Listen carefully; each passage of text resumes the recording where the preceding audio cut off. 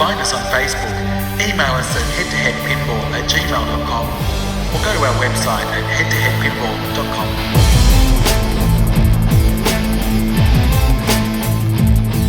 head2headpinball.com. Welcome everybody to the Head2Head Pinball Podcast. This is episode 27 and my name's Martin, and with me always... It's Ryan C. All the way from Australia. Where are you, Marty? I am also all the way in Australia. I got back today, probably about 6 hours ago. How are you enjoying your time in the land down under? It's good to be back. I think I mentioned last time, I went to Indisk and then I went to Utah for work. And the interesting thing about Utah... Well, there's many things that are interesting about Utah, but it was cold, man. It was really cold. I'm talking -2 0-degree days Celsius. I don't know what that's in Fahrenheit, like maybe 35 or something, and snowing. So I'm not used to that. And I came back today to what is considerably a mild day, let's say 27 degrees. And man, it just felt so hot because I had just come from this cold weather that I really got used to. I actually really started enjoying it. Well, yeah, get ready for a hot weekend. It's going to be over 37 degrees, which is about 100 degrees Fahrenheit on Friday, Saturday, and Sunday, 3 days in a row. Yeah. So good luck with that, money. Yeah, well, so the people I was visiting in Utah are coming over to Australia in 2 weeks, and I've been preparing them for the shock. As much of a shock as I had going to the cold, they will come into the warm. But not only that, we're in Melbourne, and for those people that don't know Melbourne that well, we do say 4 seasons in one day. So you can wake up in the morning and it be sunny and really hot, and then midday it's really cold and raining. That's just what happens. Just tell them to pack their thongs. Just don't explain what thongs are. We've got a big episode coming up for you guys and girls. We're going to be talking about the Twippies and the Twerpies. We're going to be talking about AC/DC Lucy edition. We're going to be talking about the Houdini unboxing from the Straight Down the Middle guys, the new TNA code that was streamed on the weekend, the EAG in London, the the US State Finals, new color DMD, new Batman code. The Prowler has stopped delivering pinball machines in Australia. We'll discuss what that means to the Australian market, and we'll talk about our week in pinball. Get us started, Marty. So, well, then let's talk about the Twippy. So it was long awaited. We were waiting with bated breath, and on, I think it was Friday night, my time, I don't know what time that was in Melbourne, but the guys from Straight Down the Middle did a live Twitch stream and announced the winners. Yeah, it was a great little setup they did. I knew they were going to wear suits, but I thought it was they're just going to wear suits and just read out the winners. But they, in true kind of like Emmy and Oscars fashion, they had the top 3 of each category, and they showed little clips from it, which I thought was great. It gave it that kind of prestigious feel to it. It really did. They did a great job. I wasn't expecting it to be that well produced. Like, I know that sounds bad. Like, sorry guys, I wasn't expecting much from you, but I wasn't expecting that they would go to so much effort to actually have clips and have the top 3 or top 5 in some categories, and then make the announcement. It actually did hype it up quite well. Yeah, and I think the fact that they did that, it kind of adds to the legitimacy of it all, you know what I mean? Like, the more professional it seems, the more I think people will take it serious and vote next year. And we'll get to the results soon, but one of the manufacturers made a Facebook post this morning and said that their machine won a certain amount of Twippies, which, do you know what I mean? Like, if it was nothing, then they wouldn't have used that. So it's now a thing. It's now a thing, and it's going to be a thing, and people are going to win it. So, it's a thing when Pinside there's 2 pages of people complaining on Pinside about who won. So, it is a thing. Oh, no one can ever be happy, can they? So, who cleaned up, Marty? Well, I think that really the 2 standouts were Dialed In and Total Nuclear Annihilation. So before we go into sort of like the individual results, overall, I think Dialed In got about just over 30% of all total votes, which is pretty cool, right? And then Total Nuclear Annihilation got 23%. Yeah, I think Dialed In won I think Dialed In won 5 or 6. I think 6 out of the 10 categories, and TNA won 3. I have the results in front of me. I just don't read them all. And I think the only ones that weren't won by them was the best artwork, which was won by Aerosmith. We'll get to that, yeah. Okay, all right. Well, let's just go through them all then quickly, right? We can. Okay, so the first one was best animations and display. And so should we just go top 3? Or? Yeah, let's go top 3. So the third one was Star Wars with 11%. Yep. Batman 66 with 18%. Yep. And at 37%. Dialed In. That was pretty big. Yeah, it's a big win. I was pretty surprised with. I mean, I think I voted for Dialed In, but I was surprised with how much it beat everyone by. So yeah, look, and what's actually really interesting about that? I mean, I do like the animations and the display, but there's actually been quite a lot of feedback about people sort of not really getting the animation because it's fairly static, if that makes sense. I mean, I know it moves around the map and all that kind of stuff, but it's not like you've got these amazing, 3D animations that are coming at you. And I think when it came out, people were sort of like, oh, I'm not really getting the animation. And of course, they had to do it all from scratch. So for that to have, 37% and the next one being 18%, that's a great result. It's just showing that people have really warmed to that game. Yeah, I was talking to a person who has Batman 66 and Dialed In, and he said it's Batman absolutely destroys it because it really has improved. I mean, I think, like we discussed with the twerpy results, people see something to begin with and they hold that opinion and they don't change. Batman had that stigma early on where there were no minor villains. It was just the major villains, and there was no stages. So when you're playing, the Riddler or the Joker, it was the same 10-second clip looping over and over again, and it just drove people crazy, seeing the exact same thing. So that has now changed, but a lot of people haven't seen it. So maybe Batman 66 should have been higher up or should have been the winner, but people are going to judge it on the complete year versus what was shipped out on beta code. So. Yeah. So it probably wasn't a surprise that was going to win. And I mean, we're probably jumping ahead a little bit, but, when we did the twerpies as a joke, we sort of said that it would be interesting to see how our results of what people don't like, how that correlates to what people do like. And, in this one, Dialed In got best animations and display. It also got the least amount of votes for worst display, so you would say it was the best. On this one, the Jetsons got the least amount of votes for best animation, and it got the most votes for worst display and animation. So we got it. That was a good result for the twerpies and the twivvies there. Yeah, well, it sort of gets a little bit unravelled when the second worst display animations was Aerosmith, and that actually let's not talk about that. But it's whatever. It's statistics, right? You can twist them any way you want. Well, you can. I think what's interesting is that just because you like something doesn't mean you hate it in equal measures. So they shouldn't really correlate. And the Jetsons is an interesting one, and we'll see a theme that appears with the Jetsons throughout these awards. More so, it's actually Lexi Lightspeed, which also didn't fare too well. Didn't really get that much of a show in the twerpies either, because I just don't think people have really seen it enough to form a judgment. Probably like 30 of them in the world, so, super rare. Yeah. So, best light show, this is in the twerpies. Star Wars got 9%, came in third. Dialed In with 25%, but the absolute massive winner was TNA, Total Nuclear Annihilation, with 52% of the vote. That's you predicted that one when we were doing our little of course I did. Count. Yeah. Look, and now having played it, what's great about it is and obviously when we had Scott Denisi on the show, he sort of talked about the fact that he really didn't go over the top using full RGB color. But how it really works is that the colours are changing as the ball is hitting certain slings and, pop bumpers. So the actual colours are interacting with this game. And because it's so fast, it really does stand out where the ball is based on the colours that are happening on the GI at the time.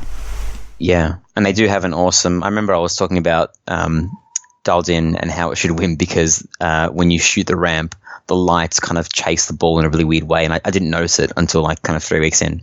I was watching the TNA stream, and exactly the same thing happens in a different manner, but when you hit the orbit, the lights kind of chase the ball as well. So that's a cool feature. I do enjoy my light chases. So in the twerpies, the worst light show was the Jetsons with 35% of the vote, and that received 0% of the votes for the best light show. So we were right again. 2 out of 2, bang.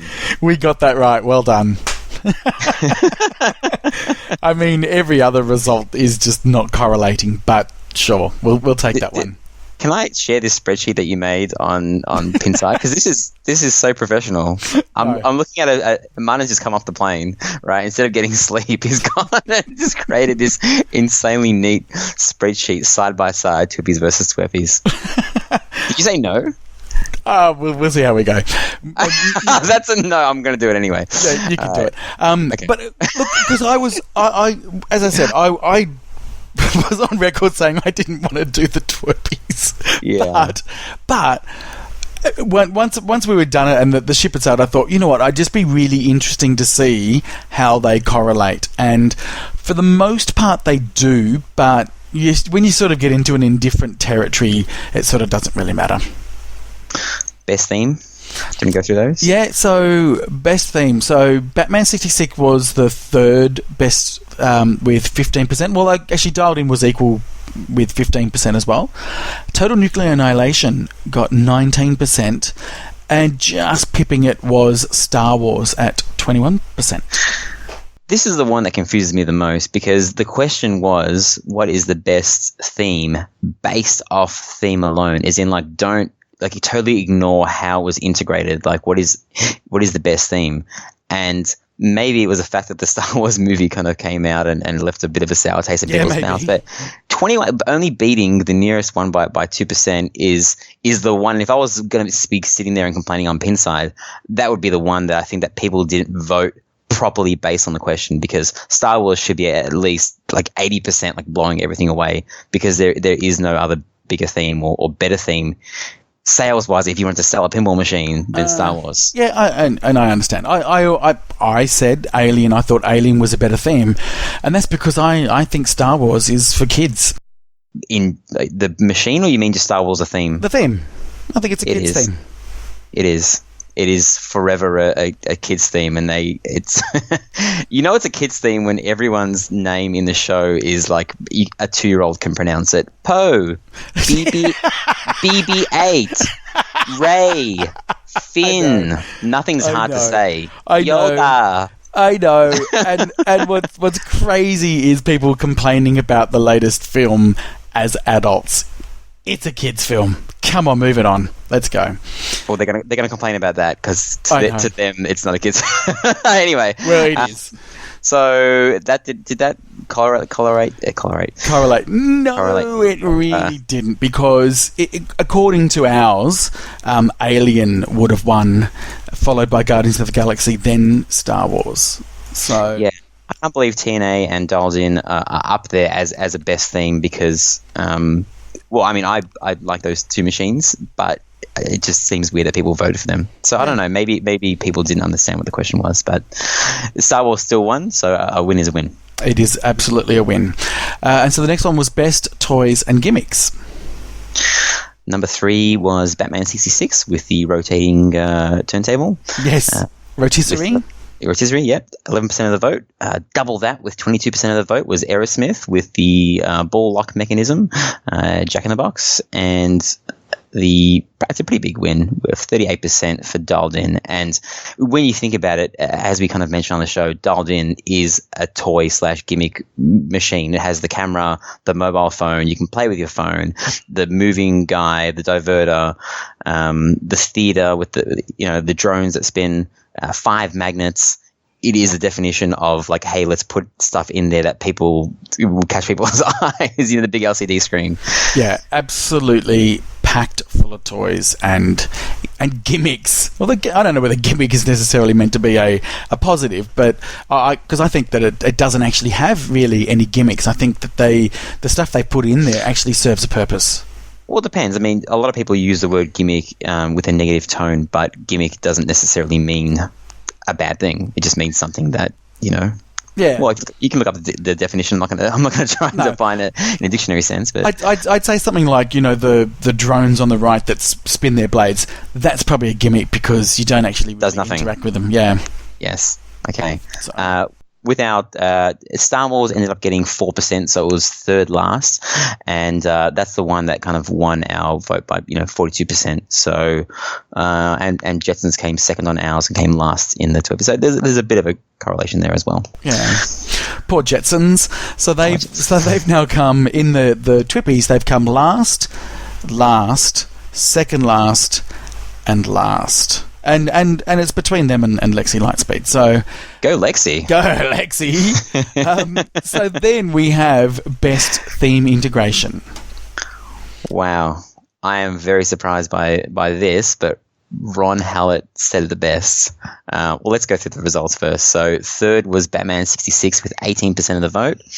19% of the vote in second place was Total Nuclear Annihilation, and Dialed In won again with 30% of the vote. And when we were doing our little votes, I wasn't going to vote for Dialed In, but then Ron said something, from the Slam Tilt podcast. He said, Dialed In has to win because when you have an original theme, it has to integrate perfectly because it's an original IP, so you really can't be wrong. You can't get it wrong, can you?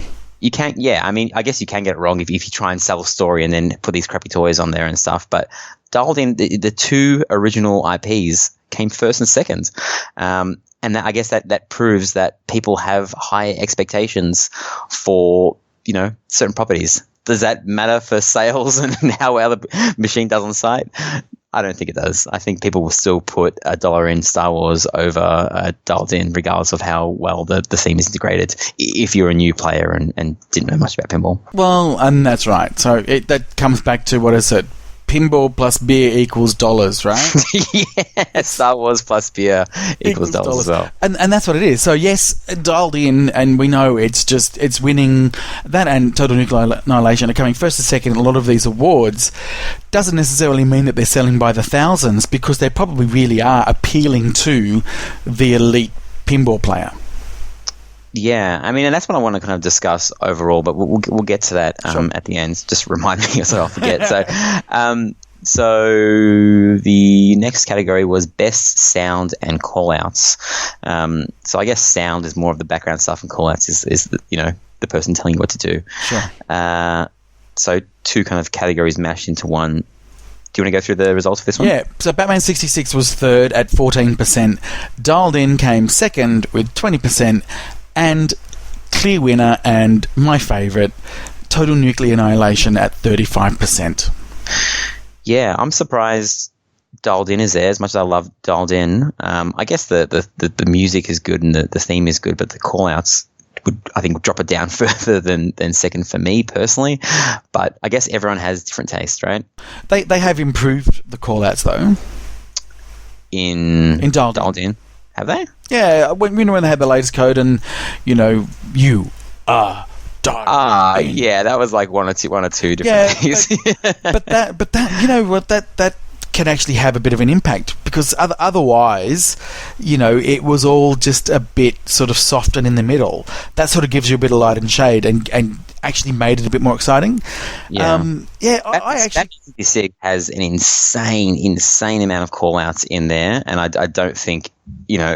I don't think even a large percentage of them are actualized in the machine yet. Like they've got what's his name, Adam West and Burt Ward, and I think someone else, like 3 different people with like all of the call outs, or like them saying all jackpots, all super jackpots. So they're like, they can implement, take Batman in any direction they want.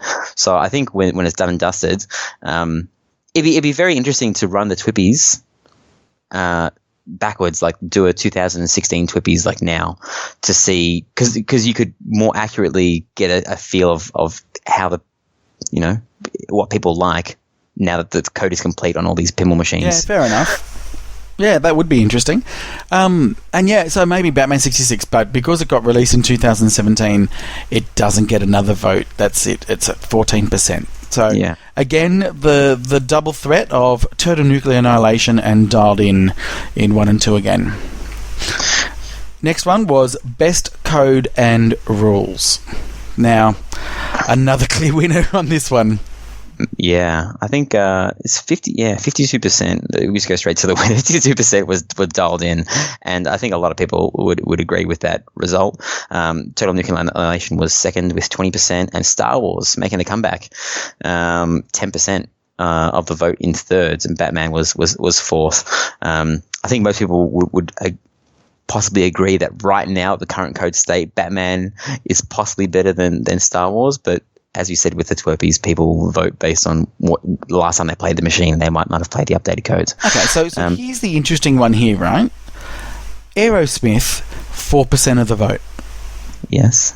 Well, Aerosmith's not a bad game. Like, the actual code and the rules in it are actually all right. And if you think about, I don't know, I'll draw a comparison to Total Nuclear Annihilation. It's a great game. I've played it. There you go. I've told you I love it. But they're pretty simple rules, right? Let me say something. That is the reason. You just said, you maybe didn't even know you said it, that TNA is a great game. The nicest thing that anyone ever has to say about Aerosmith is that it's not shit. No one ever says it's a great game. They say it's not. I've said it. No. I've said it's a great game. I really like Aerosmith, and. When we had Carl on the show and he was sort of questioning the longevity of TNA, that's probably my only reservation I have, is whether I would want to play it over and over again. Yeah, as we said on the podcast, it's impossible to answer that question unless you own it and actually get sick of it, because it's just, people have Iron Man, and Iron Man's fairly simple, and Tron's very, very simple. There's people that love it, and there's people that don't like it because of the simplicity. So it all comes down to whether you like that simplicity. But it's also, Total Nuclear Annihilation is not just simple, it's actually very linear as well. You're progressing in a particular way. Iron Man has a couple of different objectives that you can go on at once. I don't know whether that is really a fair comparison, although I know what you're saying about the depth of rules. But it'll be interesting. Hopefully Nimmer will get his one soon and we'll be able to play the heck They're out in of Melbourne. It. Are they really? They're in Melbourne. The ship is docked in Melbourne. It's so weird. You look on the app, like, I feel like we can just go and pick it up. It's 30 minutes away. It is like they're emptying the container, but the ship and certain containers, but that container with the TNAs is now going to go to Newcastle, and then he has to somehow get it shipped from there. Right, it'd be nice if you can just go and pick it up from there, but it's not to be. No, they won't take them off there. Oh well, we'll find out soon. It really, as I said, it is a great game. I'm on record of saying it. I'm just surprised that Aerosmith gets 4% of the vote. 4%, Batman gets 7, Star Wars gets 10. Because people on Pinside are passionate about, the greatest games ever, like Metallica and The Walking Dead. They like to put up pinball machines on a pedestal, and that doesn't mean that you can't enjoy these kind of, medium games. I'm not sure what other name to give them. And a lot of people, owners, love them, obviously. But when people are doing a popularity vote, it's not going to win. Look, I understand the human equation. It's still, for me, logically, I would have thought Aerosmith would have had a higher vote. But, when you've got dialed in with 52% of the vote, it only leaves 48% to be spread amongst everything else. So it's going to be slim pickings anyway. Yeah. And that correlates perfectly with the top two, or the bottom two, on our worst rules and code from the Twerpies dialed in, and TNA received a total of 3% of the vote combined. So accurate there as well. Next one was best playfield gameplay and layout. Top three, Marty? Well, Star Wars at 8%, Total Nuclear Annihilation, there you go, 20%, and another 52% dialed in. Best playfield gameplay and layout, and I would agree with that for sure. Yeah, I said there's obviously 48% that don't agree with that, and a lot of people in the chat were hating on dialed in when it was winning everything. But it's like, have you guys played the game? Have you? I don't like the game because it has a phone on it. It's about a phone. Anyway, is that how they spoke? That's how they spoke. I could while they were typing, that's how I was reading it out. Iceman. Anyway. Yeah. Look, no, look. everyone that has played Dialed In, as soon as you play it, you just, and I've said it many times, you just feel the shots are perfect. They feel perfect. The layout is the best layout we've had in years. It should win this, hands down. Yeah, I'm actually glad that I don't have Dialed In my collection anymore, because I get to play all my other games. And I know that sounds stupid, but I am actually glad that it's not there, because I would just sit there and play Dialed In all day, because it is so fun to shoot. For example, today I was playing Metallica, and I was getting so frustrated playing Metallica, and then right next to it is Demo Man, and I played it for like 5 times longer, and I know that Demo Man is a worse game with art, call-outs, rules, everything, but I enjoy the way the ball flows and shooting it. It feels very flowy to me, and Dialed In is that, plus the rules and the call-outs and all that kind of stuff. So anyway, best artwork. Right, okay. So this was an all-Stern affair. Yeah, well, it really was. So third was Batman 66. Yes. Second, Guardians of the Galaxy with 21%, and Aerosmith with 29%. Yeah, so I think I mentioned that Christopher Franch will be he's his own worst nightmare in this category, because he has 2, and it'd be interesting to see if there was only 1 in there. I think people like his art style, so combined he had more votes than Aerosmith, but because it was spread across 2, he missed out on the gong for that one. Well, so, it's not bad though, right? So at least they're getting the art right. Total Nuclear Annihilation, I know that's probably a personal experience. Dialed In with only 11%, the art's actually not so bad. I would have expected that to have had a higher showing.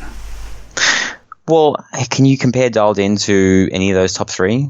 Not really. No. I mean, it is good, but you wouldn't say, not a lot of people would say, well, I mean, 11% did. Yeah, well, that's right. There's a figure. There you go. I guess you're right. Like when you've got Dirty Donny on his... What was it? That was his second game that he did, where he learned from everything he did with Metallica and then just came out and hit it out of the park with Aerosmith. It's going to be hard to compete. And the same thing, Franchi always said that with Batman 66, he didn't have a lot of time to get it right. He then had time to get Guardians of the Galaxy right. I've said that I think that Guardians of the Galaxy has the best playfield art I've seen in recent years. But I think as an overall art package, I think Aerosmith wins. Guess what?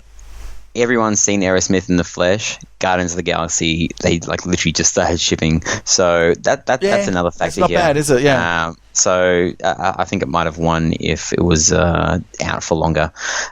Star Wars managed to get 3% of the vote. I think they were all accidental clicks. Come on, you can say it's not bad, but you can't say it's better than any other ones. They're all accidental clicks. Well, I would also say the Jetsons has got better art than Star Wars, and Star Wars beat it. Sure.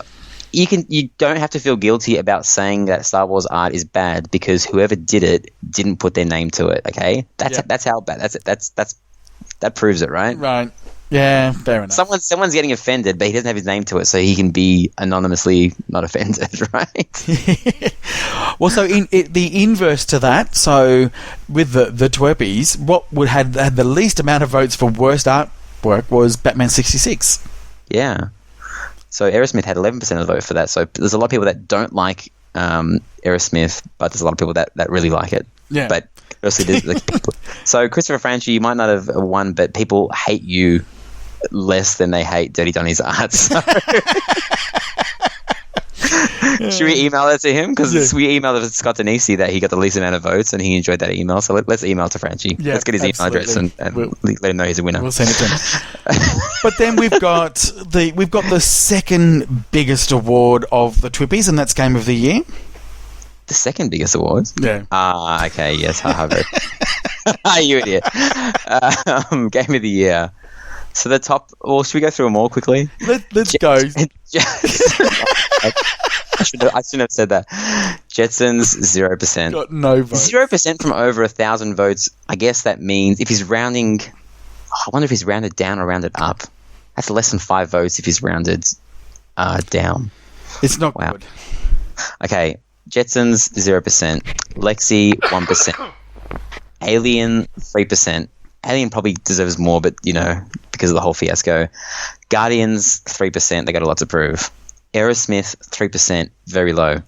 Star Wars, 6%. Batman, 66, 7%. These are all very low. So that was like 7 of the 9. So the top 2 take a massive lion's share of these votes.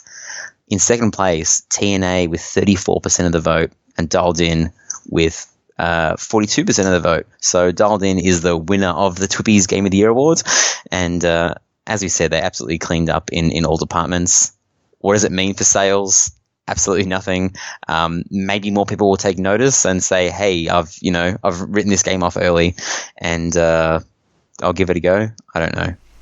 It's just proving that what everybody has said is that it was a bit of a slow burn. Nobody sort of really jumped on it first. They kind of were. It was a bit of a head scratcher. What is this theme? What's that phone? I don't want to have to play a phone. It's all a bit too much. But then just over time, people have actually got their hands on it and realised that it's an absolute cracker of a game. As I said, I'm not sure how any of this data is useful for people that are manufacturing games, because the 2 games that have won are probably 2 of the games that have possibly, we're not sure of the figures for Dialed In, but possibly sold a lot less than the licensed themes. I guess customer satisfaction is high on those games. But does that mean? I mean, we don't know the figures for any of the Stern machines as well, but you would think that they sold more Batmans, Aerosmith, Star Wars, and Guardians than Dialed In and TNAs. Okay, right? So yeah, understand. And so I remember making this parallel a few months ago when I was talking about the likes of Toyota versus, let's say, BMW, right? And I said, don't shoot me for saying this, everybody. I said, Stern are the Toyota of the pinball world. They make a bog standard, accessible car at a cheaper price, and it runs, and that's all it does. You've then got your elite brand, which is, I said, Jersey Jack is kind of like your BMW, where it is more expensive, it's got more features, it makes you feel so much better, and there's less of them. Yeah, I agree with that. Yeah, so that doesn't mean that Toyota are a bad company. They just know their market. They know they need to just produce in bulk to a certain price point. They've got all this manufacturing, schedules they need to deliver. It's such a bigger organisation. It's probably hard for them to pivot to be able to build something that's much better, because it's not necessarily what they know how to do. Yeah, I mean, I guess Dialed In is a lot more expensive than the other machines. Total Nuclear Annihilation isn't. So, and it is at a decent price point. I guess it is $1,000, close to $1,000 in the US more than a Stern Pro. As I say, we don't know the Stern figures. They could be selling horribly. I mean, they got all these figures out saying we're making 40% more. We don't know what the figures were before. We don't know what they are after. And we don't know if they're making 40% more selling accessories and, toppers and things like that. Yeah. We don't have the figures. So we're just a stupid podcast just guessing all this information. I can't remember who it was who said it, but I think they said that the sign that Stern aren't necessarily selling as many units as they would like is when they release a Vault game. But we'll move on to that later. Okay. Do you want to go through the rest of them? Yes. So, we then had other awards that were sort of outside of those, I think, with 9 machines that you had to vote on. These were texting, so you could write in. The first one was your favourite new mod. And I know some of them, so I know obviously the Red Smoke WOD, the Red WOD. Are you drunk, Marty? I'm actually still sick, is the problem. Now been 10 days and I'm still sick. So the Red Smoke mod, the Witch mod on Wizard of Oz by our good friend Steve, who I'm Guess what? You're not going to win this award in the future if your mod is only for one pinball machine. I realized that when the Color DMD and Pin Stadium were in the top 5, I was like, it's a numbers game. Even if your mod is absolutely amazing, like the Red Switch mod, you are only catering for one pinball machine. That's right. If there is a mod out there that works on everything, it is going to win over yours. I guarantee it. Yeah. So obviously we had Pin Stadium, we had Colour DMD, there was the Walking Stay Puffed for Ghostbusters, and then there was the Batman 66. What was the mod for that? Atomic Pile. I have no idea what Atomic Pile is, but it's something to add on top of the rotisserie to just have more stuff on your turntable. There you go. And makes it better. And the winner, Ryan, was our guys, our friends at Pin Stadium. Yeah. Well, and that was my vote. They deserve to win. They deserve to win because it is for every machine. It is adaptable. You don't need to order 5 different versions for 5 different pinball machines, and everyone that has it likes it. The only people that don't like it are people that don't have it. So. And this is what it is. It actually has been quite polarizing, and I'm sure he's well aware of how polarizing it is. But I think it really is. You see the pictures and people go, well, that's bullshit. I'm calling out bullshit. That's not real. Well, it actually is. Those pictures are exactly the difference. So it has been quite controversial, but and I know he listens to the podcast. Well deserved. I love my Pin Stadium, as you know, and you're yet to see them. So no, going to invite me over now that you're back in town. You can invite me over. Absolutely. Favorite pinball YouTube channel. So so basically with these results for the the non-pinball machines, Jeff from This Being Pinball decided that he's not going to release the exact figures because he doesn't want to discourage anyone. If someone got 0% of the votes or 1% of the votes, he thought all content is good content for mods, YouTube channels, Twitch streaming, and podcasts. So, and I think that's fair enough. Yeah, if we got 1% of the vote, I'd be like, okay, Marty, I'm done with podcasting. No, I wouldn't have. But the top 3 for the favorite pinball YouTube channel was Buffalo Pinball, Papa, and Straight Down the Middle. And the guys that were hosting won, which I think is amazing. Maybe they did get a little bit more of the votes because everyone knew that they were voting. But these guys are popular as hell. Like, if you look at every single one of their YouTube videos, they have like 50 plus comments, which on a normal YouTube video for like a gaming channel or something is not a lot. But for pinball, that is a lot. So onto those guys. Absolutely. And what I really liked, I liked when they actually had the envelope and they kind of went, you know what, it's very cool, but Papa, Buffalo, they've learned from these guys. So I really liked how humble they were in accepting that. That was very cool. They're all about entertainment. Like you said, when you do Twitch streaming, you know that there's better players out there. They're going to have better content for teaching people how to play a game. For sure. So you just get pissed and have fun. That's right. They know that they're not great pinball players either, but they love talking about pinball, and they have charisma coming out of their ass. So they're going to talk and entertain people, and they are. They're probably the most entertaining people in the pinball community. So it's well deserved for their win, I think. Well, and the really funny thing is they mentioned everyone that got nominated. Someone nominated my YouTube channel because I've got like like 2 videos on like how to do stuff on the Hobbit Pinball, and I have no idea who. It was probably a friend just to make me laugh. and they read out my YouTube name, and I thought that was pretty funny. Hilarious. So the next one was the favorite pinball Twitch streamer, and the top 3 were Buffalo Pinball, Dead Flip, and Straight Down the Middle. And Melbourne Silverborg also got a shout out, just letting you know, but they're probably one of those 0 to 1%. I voted. So the winner was go for it, Money. It was Dead Flip. Yeah. He does it for a living, right? Like, he's there every day pretty much doing it. So, you got to appreciate that, right? And he's very entertaining as well. Yeah. Look, all 3 of those channels there, right there, fantastic. So, you know what? You can't go wrong with any of them. And there was a lot of others that were also mentioned as well. And it's what they said, it's what I say. My main medium for pinball at the moment is Twitch. There is such good content out there. You just search pinball, and you'll just about most of the time find someone either live streaming like real pinball, or maybe they're playing Pinball FX or Pinball Arcade. You'll just find pinball, and if they're not live, they'll always have archived videos. So I agree. I think it's just great to have as much content and varied content as well. Yeah, I've been watching a bit of Twitch this week because when it's been too hot to go outside, and I'm getting into it. The last category was favorite pinball podcasts. Marty? Yeah. So we were joking about this before. In fact, the day before, you and I spoke about it, and we basically said we've got no chance. We just, we're not expecting to. Most of this podcast that we do isn't actually serious, so it's hard to take it really seriously when we kind of don't sometimes. Well, you can tell it's not serious when the little clip they played was us talking about kangaroo testicles, okay? Like, if that's how they're introducing us to potential listeners, it's the clip of you talking to Scott Denisi about a kangaroo scrotum. No reference point. No, these people that are watching have no reference point. It's just like, I'm guessing people that never listened to us before, like, what the shit is this?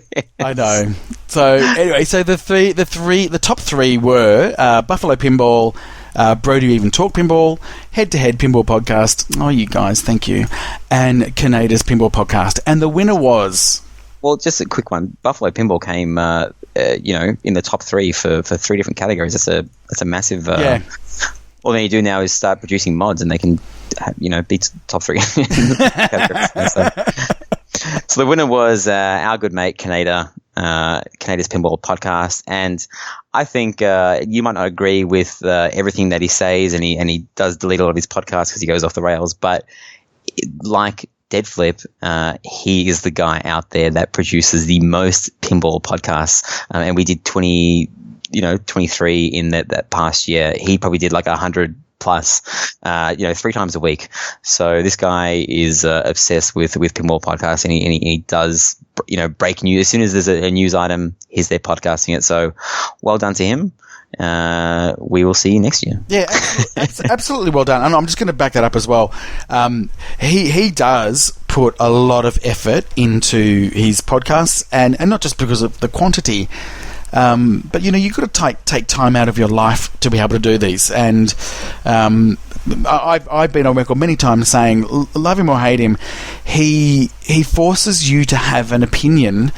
And I think that's why he gets votes as well, because people are like, you know what, whether I like him or hate him, I listen and I'm educated as a result of it, so he gets the vote. And when we got top three and we didn't win, we were absolutely stoked. And I said to you, I'm absolutely over the moon. I'm really proud of what we were able to do, because we've only been doing this for 6 months, and to be able to get top three amongst all those names. I mean, there were some fantastic names of podcasts there.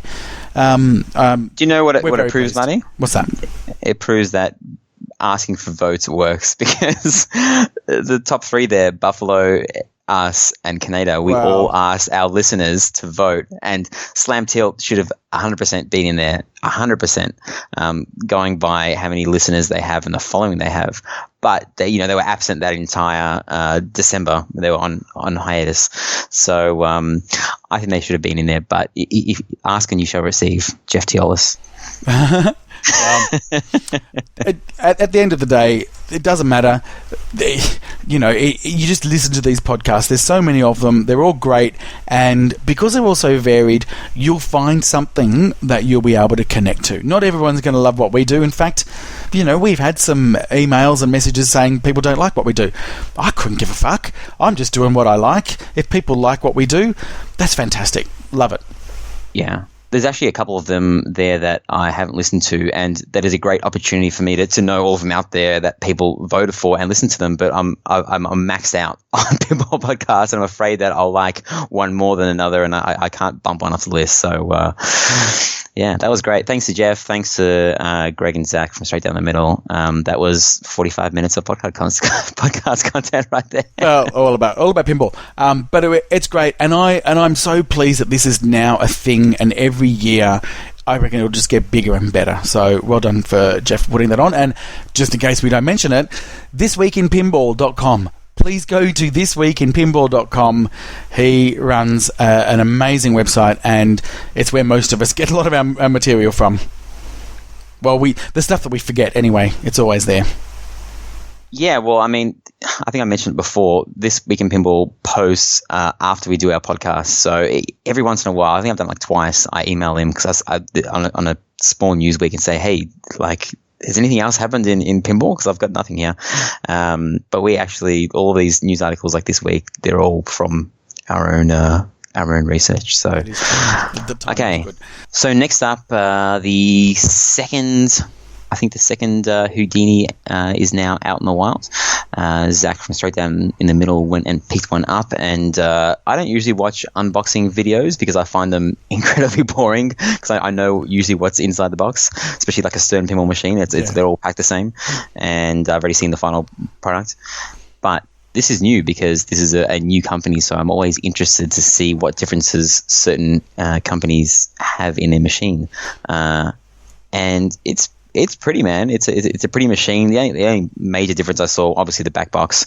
The leg bolts were different. Instead of using, they use the same thing you use to lock the head box to screw in the leg bolts, 8 leg bolts, which I found interesting. Okay.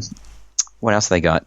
There's no subwoofer in the cabinet. I'm sure this information is probably already out before, but I'm a visual person, so all the speakers are inside the head box, and there's an insanely out-of-place sticker that was driving me crazy. I sent a picture to you. You did. It was the only thing I knew about the fact that this was happening was because you sent me a picture of the back box with this sticker saying, "This sticker is driving me crazy."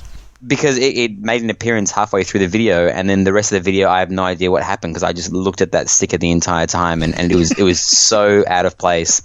And I messaged you. I messaged Zach as well, and I said, "Hey, just watch the video. Please tell me that's it's a sticker. It's not like bolted on there." And he's like, "Yeah, it's a foamy, like a spongy sticker. So yes, you can take it off, but." That's just my OCD. Like the yellow instruction cards drive me absolutely insane. I know they do. It's just me. So I'm just saying. Well, so I didn't get to watch the stream. Obviously, I was traveling. How does it look? It looks nice. It looks premium. It looks well built. I know that you can't really tell that from a video. Zach then streamed it today, just a couple of hours ago, and I watched a little bit of the stream, and it's good, man. Like it's I'm really excited about playing this now. I wasn't excited before because I hadn't seen enough and it was so far away, but this is a new pinball machine from a new company. Like, hats off to them for, producing a pinball machine that looks as good as it looks. It's very easy to say, it might not be as good as this, it might be as good as that. What are the other pinball machines, first pinball machines, Stern's first pinball machine? Jesse Jack, we're a bit, spoiled with that. It's an insane first pinball machine, but this looks good. I'm excited. I want to play one. And what does it look like rules-wise? Rules-wise, I think it's a mode-based game. Like you're shooting, I think, the curtain to start modes. The weird thing, which was mentioned in the This Week in Pinball post about it a while ago, is it gives you instructions. You know how when you're playing Dialed In or something and she's like, shoot the ramp, and then you shoot the ramp, she's like, now shoot the theater. Like, it's instructions as you go. When you start a mode on Houdini, it tells you everything. It's like, shoot the ramp twice, then after you do that, lock a ball in the milk can, then shoot the right over, and you're like, I can't. It's like when someone gives you instructions when you're lost, you hear the first two things and you just like zone the fuck out. You're like, yeah. One at a time, like, just, slow it down for me if it's more than 2 steps when you're playing a pinball machine. But like all pinball machines, you learn the modes anyway. There is a shot called the milk can shot, I think it is. It seems really, really hard. It's like it's kind of like the Spidey Sense shot in Spider-Man, except there's no flipper.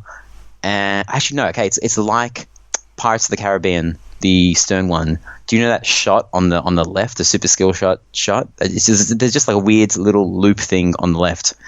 It's like that. Oh, yeah. I do know that. Except I think the entrance is at the top and not the bottom, so the angle is just like, it's really hard. You have to like absolutely nail that shot. Not impossible, but Zach was talking about how hard it was, and he's in a mode where he had to shoot it 3 times in 30 seconds. So how in Australia would we get a Houdini? So Mr. Pinball is the distributor for it, and they've only made 2, and who knows how long it's going to take them to ramp up, as they always say. I'm guessing he's going to fly down a sample first. We're going to go and play it. We're going to stream it. We're going to tell everyone how cool it is or how much it sucks, depending on the machine. And then he's just going to do a custom order. I don't know. I don't know what the demand for this is like. I'm not sure this is a thing where you can get an entire container and they'll eventually sell. I think this is going to be one of those things where you are going to need to pre-order it, and he's going to just buy it for you, and there'll be 20 machines that come down, or however many sell in Australia. Okay, well, mrpinball.com.au, look it up, and he may have some information there. Yeah, it's $7,000 I believe, so it'll be above 10, I think, in Australia. And so, based on what you've seen now, and I know it's only a video, but do you think that it is like a premium build that's worthy of that money? The code looks more complete than like what Stern has been shipping machines at. But of course, Stern eventually catches up, and they polish their rules and they polish them, and then it eventually becomes this great pin. Most of them. I think it currently looks, more premium. The screen looks amazing. The screen integration is amazing, and their menu system. It's funny to think that Stern is now last in, not screen animations, but their menu system. Like that, they still haven't changed it, and they're still using the same menu system, and it sucks testing a Switch and stuff. It's not intuitive. It isn't, they've got an LCD screen now, so I'm waiting for that nice shiny menu. And so was that on the straight down the middle their Twitch channel? Yeah, they stream stuff, and then they export it straight to YouTube directly after. So I'll link that in the show notes. Probably the YouTube version, because that's easier to navigate than Twitch. Yeah, but if you are going to Twitch, it's twitch.tv/SDTM Pinball. Yeah. What else we got? We got and so I told you I've been watching a decent amount of pinball streaming this week. This week. So there was new Total and Nuclear Annihilation code that was kind of debuted. It isn't out yet to download. He gave it to a couple of streamers just to test out. And the first one was your good mate Anonymous. Yes. And it was a good stream. And they've added the new code we talked about. We can add a ball. Dirty pool is possible. So dirty pool in Attack from Mars, where you have a ball behind the visor, you knock it in, and you kind of can destroy city. I'm not sure if this is part of the new code, but you can at a certain time you can have a ball behind the last drop target, and you hit the drop target, and it gets a super jackpot, something like that. It happened during the stream, and it was cool. Yeah, because when Scott Danesi talked to us about the possibility for an add ball and then a 4 times playfield multiplier, didn't know how it was going to be done, but you need to get a super jackpot, and then that enables add a ball. It was funny because he was watching the stream, and it was the first time he was watching someone else play besides himself. And he got the Addaball, and this is quite a funny thing that I don't think we've ever mentioned. When you get an Addaball in a Stern pinball machine, what happens? Your ball save timer restarts, right? Yes. Yes. In Jersey Jack games, what happens? Oh no, you don't get any additional save. In Hobbit, in Was, and Dialed In, you can add a ball. But that's it. If you lose one of the other balls like a split second later, maybe like half a second or something, that's it. It's gone. It's gone. So TNA was the same, and then Scott was like, I've got to, he forgot something. He's like, I've got to add a ball save timer for when you add a ball. I'm doing that like right now as he speaks. So he's sitting there like coding while he's watching the stream, which is pretty cool. Instant feedback. So yeah, that's good. Which one do you think? Which one do you prefer? Do you prefer that if you add a ball, you get a bit more of a ball save? Yeah, of course. For it? Of course, yeah. I mean, I love getting a ball save at any time. I mean, anything that's going to allow you to extend your game, but also in multi-ball. What I love about when you've got ball save is that's when you don't have to trap up. Just shoot the balls anywhere, get as maximum points in that. When the ball save's about to end, trap up, and then do what you got to do. Yeah, I like it, but then when you're playing against someone, you almost seem like it's a little bit more fair if there's no ball save time when you add a ball, right? Anything to make the other person drain. And so just another thing on that, because I've talked about how fast this game is. What's actually really quite interesting is you've got the ball save that you get by completing the in lanes. Yes. Because it's so fast, and I watched this at Indisc, so many people just weren't able to get the flashing light to the out lane in time to get the ball save. That's how quick it is. But guess what? This is the cool thing. If you don't use it, you get like a 30,000 point bonus in your bonus count for not using it. not that you would probably not use it on purpose, but if you accidentally don't use it, at least you get something. Yeah, you get something. So which is good. It's like cashing in stuff that you didn't get to use. Dead Flip then kind of streamed it a couple of days later, and I didn't watch too much of the stream, but the part of the stream that I did watch, have you heard about this, or have you watched this, Marty? No, I haven't. Okay, so Dead Flip was doing his thing, and Scott's wife came along, and I was kind of like just hearing it in the background. I wasn't watching it properly. I'm not sure how this conversation came up, but they started talking about eating the dog food. Scott's wife had dog food in her hand, and he said, I'll eat it for $50. And everyone's like, well, how much is $50 in bits? He said, it's around 5,000 bits. So like everyone was like, oh, no one's going to do that. Like a minute later, Charlie from Spooky Pinball comes out of nowhere. 5,000 bits. Bam. So did he had to eat dog food. Yes, he did. He wants that money. Yeah, he's gagging for cash. He's gagging for the cash. That's your Tuppy Award winner right there. That's why he won. He eats dog food. Absolutely. Then well deserved. If that's what he's going to go to for his audience, then he absolutely deserves it. Money for 5,000 bits. Would you eat dog food? It wasn't a dog food like the sloppy jalopy stuff. It was like a dry treat of something. No, no, I don't know. No, not $50. No, I don't know. He's thinking about it. Look, everyone's got a price. I think it's probably a bit more than $50. Okay.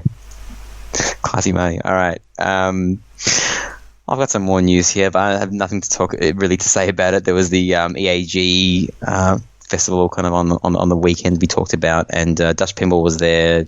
Jersey Jack was there.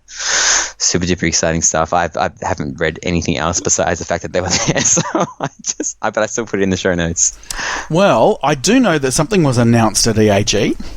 Really? Well, I mean, that was when I think the new Vault edition from Stern was announced.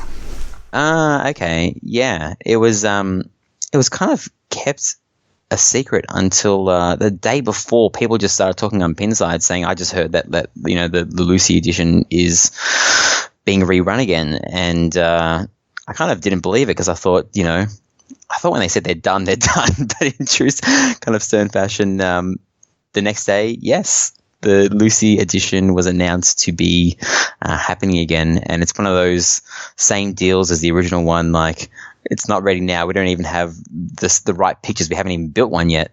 They were still using promo pictures from the original Lucy. And yeah, I'm sure a lot of people were happy, but there's a lot of pissed off people as well now. It is definitely one of the more controversial announcements in recent times for two main reasons. First of all, for all those people that have bought Lucy's, or even those people that bought premiums not knowing that they could get a Lucy. That's a bit shitty that they've spent money, and we had heard that somebody in Australia bought a Lucy recently for $20,000. Really? Okay, I didn't hear that. But yeah, the funny thing is Stern don't release numbers, but for some reason the number of, I think it's 171, 172. I always get confused between the two. Got leaked out. So that is less than the Back in Black and the Let There Be Rock limited edition ones. So Lucy was commanding a higher price because, some people say the artwork looks the best, blah, blah, blah, blah.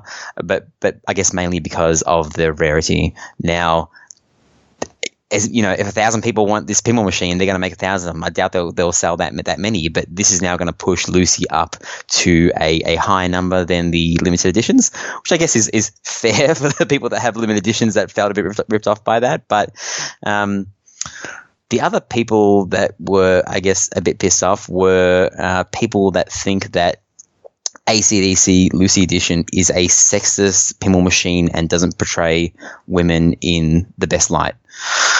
What do you think about that, Marty? Because we're going to talk about it because I think it's an interesting subject. I think it's a really interesting subject. And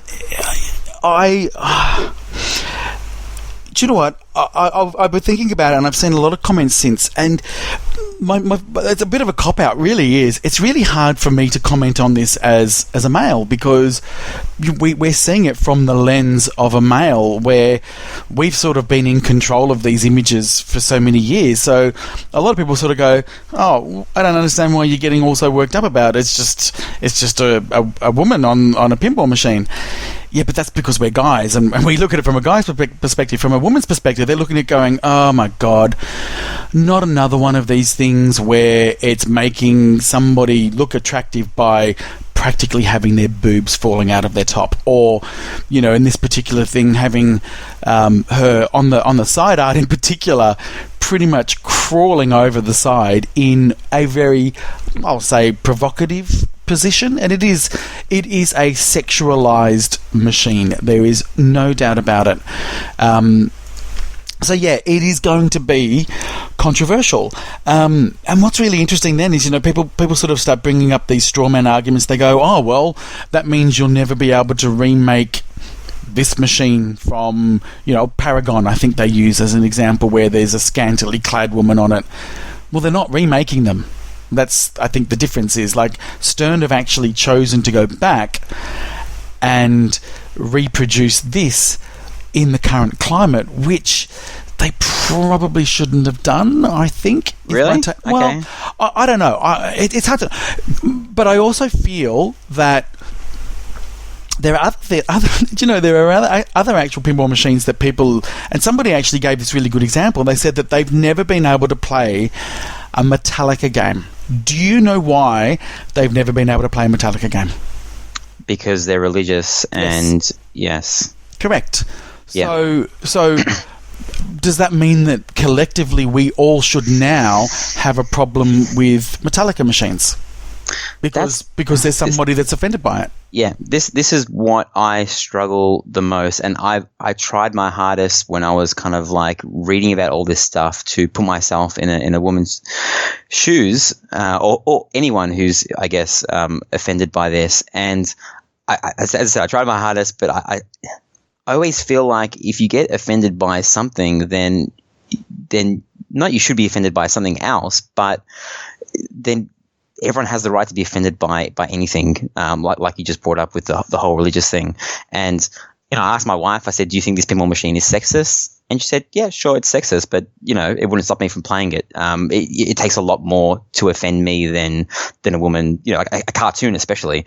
If it was a woman that had to pose in that pose against a wheel or something, then then I have a problem with it. But this is just a cartoon that someone's drawn, and I guess people are trying to pave way to a different kind of direction for pinball and to eliminate sexism. But I don't want to say, it happens everywhere else, so it should be okay. But if you look at like every single video game where, or even like Wonder Woman, people are like, Wonder Woman, she's so powerful and strong and she's the right character. Go watch Justice League. There's like a million shots where, obviously she's agreed to it in a contract, where they're basically zooming up from her legs up to her ass. And she's wearing like hardly nothing as well. So where do you draw the line? And people say, well, it's excluding women, right? If and it's making women not want to be in the hobby. I would almost say in contrast to that, not having it on there might make a guy not want to buy it. I know that sounds silly, but if you're talking about including more people in the hobby, guys are more likely to buy pinball machines. And if you're talking about growing the hobby in general, then putting this image on there is obviously going to make more people buy the machine than not. Oh, yeah, I get your point. The way I see it then is this. Then if you have to go do your back catalogue to produce something, then that's really showing that you're out of ideas. Really? Well, it's not out of ideas. But you've got to find something that really is. So what's the Total Nuclear Annihilation, right? Which has got a woman in the back, a really strong character that looks really cool, great art design, great comic style. That's cool. This, I kind of get that. I'm in the middle.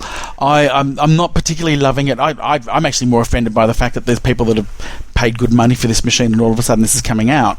Rock and roll, Marty. I mean, a rock and roll image, what do you usually have, right? I mean, people that go to AC/DC concerts, I mean, you're getting hot, you're getting sweaty. I dropped my wife off at that weekend concert that I was talking about. The women that went to this concert had less clothes than this image of Lucy on the AC/DC pinball machine, and that was they weren't getting paid to dress up like that. Yeah, that's how they wanted to go to the concert. No, I understand, and what I think what people in the pinball community are saying, that's fine. Let's just not have it in the pinball community because the pinball community isn't growing. It isn't really popular.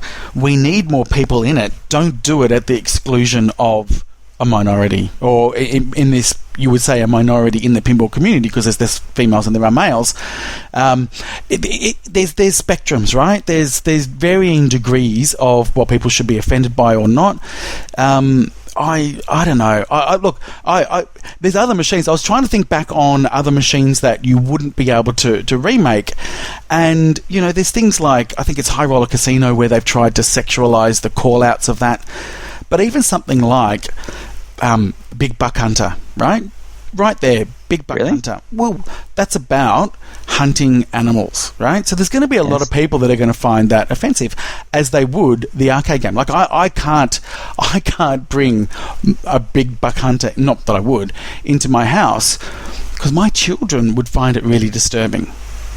What? They would, because you're hunting animals, right? That's that argument against hunting animals. I come from like a hunting family in Europe, right? So I might be a little bit biased here, but if you're hunting for food, I think there's absolutely nothing wrong with that, because unless you're a vegan. If you're a vegan, then fair enough, you don't participate in any of that.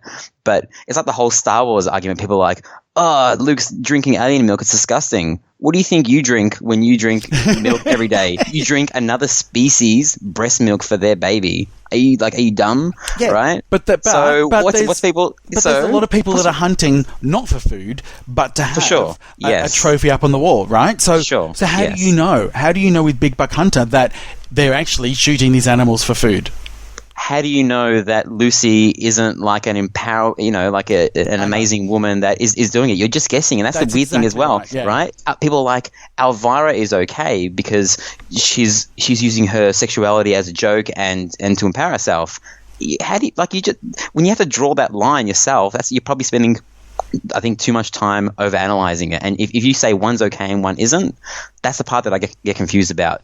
I can understand the whole sexism thing, but I can't understand it when people make different rules for Elvira and for Lucy. Yeah, I understand that. Probably the summary for me is the community as a whole will dictate what is and what isn't. And over time, I just think this kind of stuff will just be stamped out. It has a place in 50s, 60s, 70s art. In today's climate, it's probably just not the best thing to do. Okay. Yeah, I mean, I wouldn't want it, as I say, with my kids. I wouldn't want to have, Elvira with her boobs hanging out or Lucy with her ass cheeks hanging out on there. I don't want that as a role model for my kids. But I can understand as a business that it is. I think it's still, regardless of what other people are saying, I think it's a good business decision to still have that on there, because businesses make money. That's what they're there to do. And the majority of people that are buying these pinball machines are men. Men have testosterone. Most men like boobs and ass, and putting a picture of a girl with her boobs and ass hanging out on a pinball machine is going to lead to more sales. As sad as that sounds when I say it out loud. It actually sounds really sad. It does sound really sad and you're right. And it works for everything, right? No, there's that phrase, sex sells. But it shouldn't have to. And I think that what I'm sort of saying is... That's human beings, right? No, it is human beings. But what I'm saying is, instead of having Stern release this, they should just be spending their time and resources on something new that's cool that doesn't have to be this. if they can press print and make something that needs absolutely no code development and just a phone call to the licensor, that's way more money, like profit margin, right? Yeah, that's right. They're absolutely sitting there in a boardroom looking at a chart going, if we do this, we are going to make this many sales. It's great. But who knows if they ever plan to do this? Where is the social justice, is what I'm asking. Okay, where is the social justice in this? We've got to think about social justice, right? No, but that's honestly, I think they probably do need to be just a bit more aware of what's going on at the moment, and that may make them dollars, but ultimately it's going to create a bit of angst in the community. It's a small amount of people, but I mean, for every person that raises their voice, there might be 50 others that are just keeping silent because they don't want to ruffle anyone's feathers or anything. But I think, I mean, I said this is a remake, so are we going to get any other? We know we're going to get Elvira at 3. I'm guessing her boobs are going to be prominent on the pinball machine, and I guess she's going to be doing sexual jokes throughout the entire pinball machine, just like in Scared Stiff.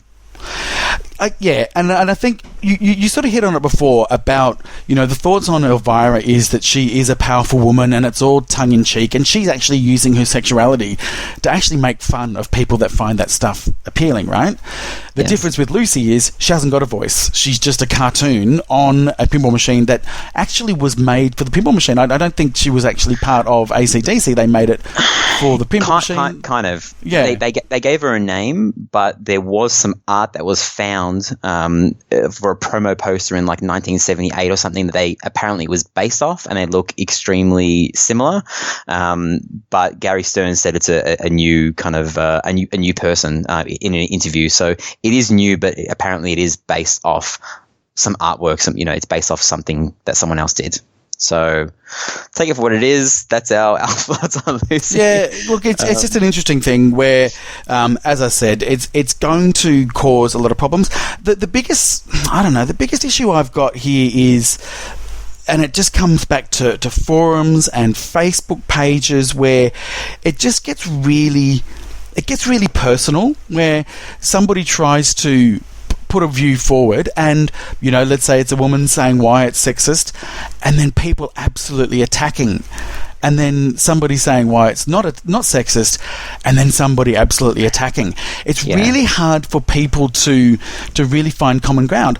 And, here we go. Here's my feeling moment. If I can reach out there to anyone that's listening and anybody that's talking about this kind of stuff, you've got to understand that people are going to have different views from this, and if you try to ram your view down somebody's throat who you completely know is not going to get it, you're actually not going to move forward. What you've got to try and do is appeal to at least some way get them to move forward, because once you've done it once, you'll do it again, and those small steps will eventually get you where you want to be, and that is where we don't have this kind of sexism in pinball. It's just got to be at a certain pace that people will tolerate. Reach out to me. As I said, I want there's some sentence or something that someone needs to say to me, because I've read a lot this weekend, but I don't know. Maybe because I'm not a female, and maybe because I've got high testosterone, I still think that it's going to exist in pinball moving forward. I do believe it's sexist, but I still believe that it is somehow better for pinball in the long run as a male-dominated sport. And I mean, if more, I guess it's the chicken and the egg argument. If more women complain about it, then it'll be gone. But there aren't that many women in pinball, and people say, well, there aren't many women in pinball because it's a sexist kind of community. So how do you eliminate that? I guess by not having a Lucy pinball machine, right? But that's what I was coming back before. Are we trying to build? Because I reckon the guys that are into pinball, right? And we probably do really need to get more women into pinball. And is this helping the cause or not? Yeah, and kids. Let's not forget the kids, because having a soprano stripper pole on pinball machines doesn't help bring kids into the pinball machine. No, that's exactly right. And as you know, your wife was very anti you having the sopranos in the house. Oh, that was mainly because of the swearing. As I said, it takes a lot to get Chanel offended. With sexualizing stuff. But she's all for women's rights and all that jazz. So anyway, but I also encourage, if anyone's got any sort of articles or pieces that they want to send to us, head2headpinball@gmail.com. I think the more that people get educated in this subject, I think the better off everyone's going to be. Cool. Should we move on to the next bit of news? Yes, we should. So over the weekend in the US, they had the state finals, which I believe is anyone who placed in the top, like 16 or something of any tournament that was held in that state. I could be totally wrong on this, right? Don't shoot the message. I'm here in Australia. Yeah, I believe it is the top 16 qualify, and then whoever is the winner, and I think it is just like a bracket style head-to-head.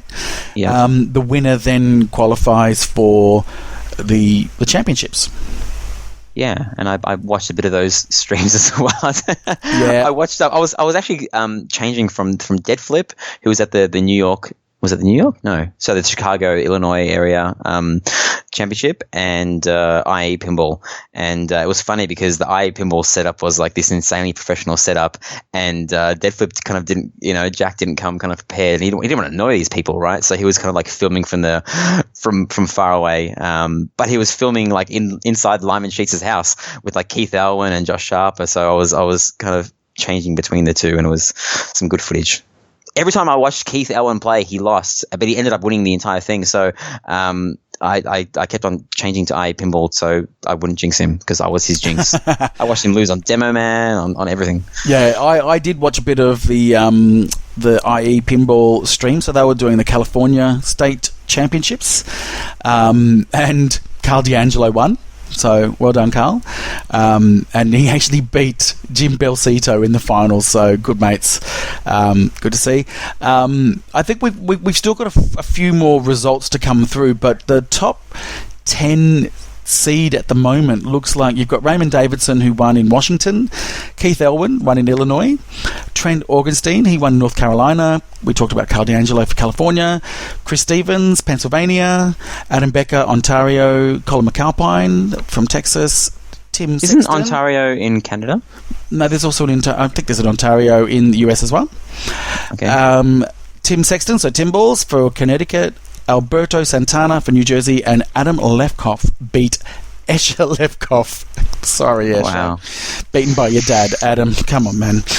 And that was for Colorado. So there are a lot more. If you go to the Tilt forums, there is a thread there that's going through all of this, and it's very exciting. There's an Ontario in California and Oregon. Wow, you're right. Okay. So what other news? So we've actually had Color DMD have released their next machine, and this one is Jurassic Park Lost World, also known as the shit Jurassic Park. I had a friend who had a Jurassic Park Lost World, and he said, do you want to borrow it? And I'm like, yeah, is it a good game? He said, no, it's his game, and he was just bagging the absolute crap out of it. And he made it sound so bad that I denied a free pinball machine on loan. So it's LCD only, just like the other machine they LED. did for... Oh, sorry, LED only. That's right. And... yeah, if you have one of those machines and you want to spend, probably half of what the pinball machine is worth on a Color DMD, then it's available. And that's great. We're bagging Jurassic Park, but it's great that Color DMD is available on so many machines now. Absolutely. And just to clarify, it's LED only because it does require alteration of the machine to fit in the LCD, because the LCD is actually, it's like the size of an iPad, right?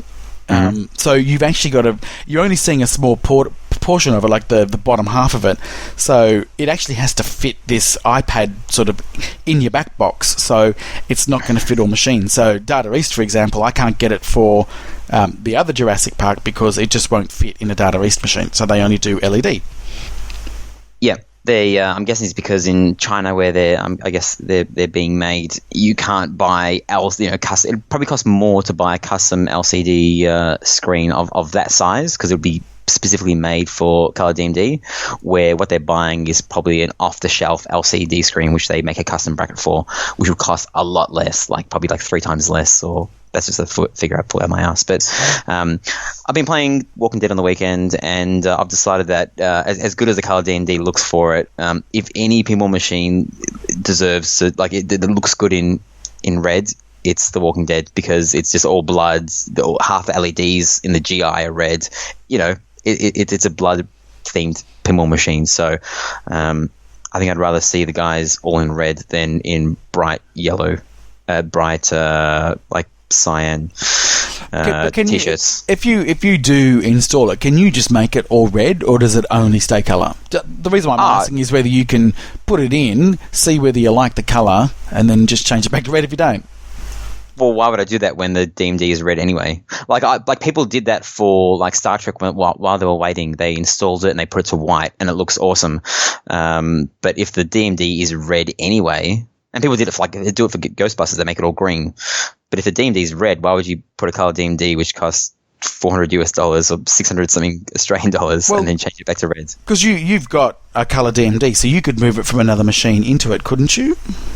Yeah, I could. Yeah, but it's I just big lazy factor that goes in there. Well, yeah, I guess that's what's really AC/DC looks good in red as well. When I took that out and put it in another machine, I didn't change it back because Tron looks better in color than AC/DC does in color, I think. Yeah, fair enough. Tron looks shit in red. Yeah, that should always be blue. Yeah, if I had more money, I would just put them in all machines. I'm just trying to justify not spending $600+ Australian dollars on it. Yeah, they're not cheap. Talking about a pinball machine that doesn't need a color DMD, Batman 66. So there was a code update again. So what are we at now? 0.86, is that right? Yes. So a couple of things. All the minor villains are in there now, all of them, and they're still at 0.86. Yeah, so they've added King Tut, I think was the Is last... it Toot or Tut? Tut. King Tut. Well... Okay. I've never watched the show, so... Yeah, it's short for King Tutankhamun, but King Tut. Well, it's short for Tutankhamun. Why wouldn't it be King Toot? I don't know. It's always been King Tut. Surely. Okay, go for it. King Toot sounds a bit weird, doesn't it? Toot Toot. Tuk Tuk. Yeah, anyway. Exactly. And the rest of it's just sort of ball savers and timers and bugs and blah, blah, blah. But they added Bookworm as well, so there's two minor villains. Yes. Whoever the hell Bookworm is. I really should watch. It's only 3 seasons. I should watch the show. So the cool thing is, because all the minor villains are in there now, everything from 0.86 to 1.0 is all, I guess, just flavor on the top. Yeah, fixing it, or maybe I'm not sure. No one knows what is in store for this pinball machine except for the people working at Stern. So that's exciting. If they added all the minor villains and it was at 1.0, you might say, okay, I guess we might get some more, but there's still way more coming, right? Yeah, well, look, every time you add one of those things, there's going to be balancing, there's going to be, choreography of how it all comes in, so it's just not easy to stuff. Yeah. Another bit of news that only affects Australians along the east coast of Australia, which I think we've talked about him before. There's a guy called Prowler who delivers pinball machines. He used to restore pinball machines, and then he used to deliver them because he didn't trust anyone else to courier them down. And he got so popular delivering machines that he kind of quit his restoration business, and he was quite good. He was kind of the Australian equivalent to the HEP restorations. He quit his job and decided to just do it full-time once a month, and then he got so busy he did it twice a month, and then he bought a bigger van, and then he got a trailer to attach on the back of his van. And this guy was popular because he's a pinball person. Would you rather trust a random courier company or a furniture removalist that's never dealt with a pinball machine before, or someone who lived and breathed pinball for so many years delivering your pinball machines? And when you bought a pinball machine in Australia, it was as simple as just kind of giving him a call and saying, I just bought a pinball machine from this guy, this is his address, give him a call and I'll see you when I see you. And he was like one of the backbones, I think, of the Australian buying and selling community, because people used to be afraid of buying interstate, right? Yeah, absolutely. I mean, and you've got to remember, I was trying to explain this to my American counterparts when I was in Utah last week, that a drive from Melbourne to Sydney is about 9 hours. from Sydney to Brisbane is about another 10 hours.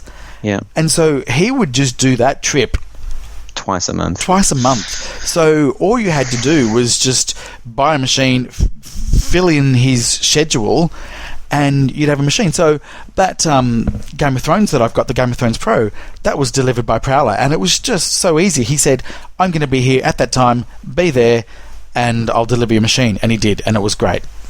So yeah, I mean, I know a lot of people in the US, when I see things for sale on Pinside, people are like, oh, I wish you were in my state, because there are shipping companies that do stuff, but because a majority of Australians live along the East Coast, I'm not sure what the percentage is, but it'd be over, 60-70%, yeah, sure. Just along the coast. Yep. So that covers a lot of Australia, and it wasn't a hurdle anymore to selling up a pinball machine to state, and people would buy with confidence, knowing that they would just need to call this guy and they would have it within 2 weeks, and his prices were cheaper than a lot of courier companies as well. Yeah. So why are we telling you all this? Because he 2 weeks ago put his business up for sale. He didn't mention why. I mean, it's pretty taxing on the body to do this much. He's a big, strong guy, but and I'm not sure what's happened, but he's now pulled the plug. So I'm not sure if he's got a buyer, but he sent a message to everyone that he kind of had plans with and said that I'm sorry, things have changed. I'm no longer to fulfill my obligations that we dealt with, and just all of a sudden, bang. Prowler's gone. So everyone's fucked, because if you want to sell a pinball machine now, you have to deal with all these other companies. And hey, everyone was doing this before, but a lot of people, like 95% of people in the community, really like this guy and trusted him. And it's now just that other hurdle. Like when I go to sell my next pinball machine, I really hope, I didn't give a shit who bought it before, but now I really hope it's someone in Victoria, because if I have to ship it to Queensland, I'm going to have to possibly wrap it on a pallet. I'm going to have to sweat that entire time about it getting lost, 2 damaged, Yeah, it was just such a reliable service. Yeah. Someone needs to step up, and I hope someone can fill his shoes. And hey, this is quite a good business, and if the market is there, someone, that it likes driving. I mean, you need to like money, you need to be strong, you need to know pinball, and you need to like driving your entire life. So maybe someone who's a truckie. I already pinged someone and asking him to do it, but he's not sure. It's hard, man. People always joked about how Prowler never smiles. Hey, it's taxing. It's a tough job. Yeah, for sure. Courier drivers, they're miserable, and they're posties, going postal. They just drive around their suburb. This guy's driving all around Australia. So yeah, exactly. Anyway, hopefully someone will be able to replace that soon. Yeah. This week in pinball, I still haven't done that voice thing. Make it automated. What did you get up to this week? I put a subwoofer on Walking Dead, and wow, playing Walking Dead without a subwoofer, you're not getting the same experience. And it really made me wonder, because AC/DC got the sub kind of inbuilt. I don't think Metallica did, but most people kind of upgraded to that. I wonder how the sound guy at Stern programs his pinball machines. Does he do it with headphones with a lot of bass, or do they have a better, like Horde, for example? If you get into Horde without a sub, which I got into without my sub, it sounds like shit. But you don't know. I'm guessing if you've never heard it with a sub, you don't know. You just hear like the dun dun. When you have a sub, that dun dun is a heartbeat. It's like boom, boom, and it just adds to the entire mode. Like, it makes the mode what I think it is. So I don't know. I really wish that Stearns had a better sound system. I mean, the good thing is they can just put another sub in there. But I mean, if you buy an alley, you're still getting this crappy little sub. So I put a big subwoofer on there. I took it off Tron, believe it or not. So I've got to get some more external subs, or figure out a way to put all the machines together and hook them into the same sub, because apparently it's possible, but I've never been able to figure it out. When I do it, sound ends up playing on the other machine's sub, like the sound is somehow filtering into the machine that's okay. Not playing. So I don't think that's a good thing for the machine. What else did I do? It's been so hot, as I mentioned a couple of times. It was like 40 degrees, and I couldn't sleep at night. So I drove to Pinball Paradise just to check up on my machines, and I was busting to play Spider-Man for whatever reason. But while I was there, I ended up just fixing some of their pinball machines that had kind of needed a couple of little things fixed. And believe it, I was messaging. I didn't know how to fix half of these issues, but they gave me the keys for everything and said go for it. And there was a little bit of a D&D issue with one of the machines, and I texted Bruce Nightingale, and he happened to be from the Same Podcast. He happened to be awake, and then he just told me straight away, like, "Yep, it's this. Like, do this, and it'll fix it." And bam, it fixed it. And the guy that was there, that was working there, was like, "Oh my God, you're a legend!" And he was like getting me drinks and food and all this free stuff. So I was like, "Bruce, how do you fix this issue and that issue?" So really? Yeah, so we just went. I stayed there till like 1 a.m. And at the end of the night, I ended up playing Creature. Man, Creature just grows on me every single time I play it. And the one they have there isn't in like your pristine condition, but the flippers just feel amazing. And I think that's going to be on the cards to find a nice Creature from Black Lagoon. I'm sure I'll get sick of it after a couple of weeks, but it's just a cool game. It's cool. It's campy. The other thing I did was I managed to convince my wife on one of these nights to play pinball with me. And I call this segment Chanel Hates Pinball. But she likes a lot of pinball, but she refuses to play Walking Dead. And when I had my pro here, she said there's absolutely no way you can get me to play that. I managed to get her to play it, and she was playing the first ball, and she was just bagging the absolute. She doesn't like horror. She doesn't like scary, like zombies. Like, it's just the opposite of what she likes. And she played her first ball and she was bagging it, and I said, I've got to I've got to ask you what you think about it and record it. So I want to play it for you right now. Okay, you just had your first game on Walking Dead. What do you think? I had one ball. It's not a game. It's really disgusting. Like, it made me want to vomit up the dinner I just ate, staring at that pus-riddled fat dude in the middle. And then the zombie that's like, sounds like he's choking on his own spit. That was really off-putting as well. It's really just ugly game. Like, there's nothing appealing. I don't want to look anywhere. There's not one point that I want to look, maybe except Quarrier Head contains walkers is like the That's only... a mind. All right, well, that's the only thing. Or Cafe Terminus, that's the only place. Oh, my God. Then there is nothing on this playfield I want to look at. I don't mind the music. Music's cool. The music is third-party music as well. Oh, well, then there's nothing original about this game that I like. How about the cabinet art? Are you going to tell me this is like... No. Well, it's just a bunch of, like, dirty people. That's what it looks like. Hobos. It's a bunch of hobos. Would you rather play Sea Witch? Than this? You know what? I would. I really just don't. My eyes don't want to be accosted with this ugliness. Okay. You're going to sound like super pretentious to everybody. You know? I just don't. Look, I don't want to see zombies, man. Okay. The zombies don't do it for me. What can I say? All right. What's your dream theme? My dream theme would be Fifth Element. Oh, yeah. Or Labyrinth. Harry Potter head? No, I'm not that much. I don't want to see the Pothead children either. Like, they're not appealing to me. The what? The Potters. There's not a single attractive Potter person apart from, like, young Tom Riddle. So you want to zero in the movie then only ridiculously good-looking people? Ridiculously good-looking people. Yeah, man. Okay. Bye. Bye. There we go. She was hating. Okay, she didn't really want to play the pinball machine. It was like 32 degrees in our house. Our air conditioner's busted, so she wasn't in a good mood, and I forced her to play, Walking Dead, and she unleashed the hate upon the machine. She really didn't like that at all.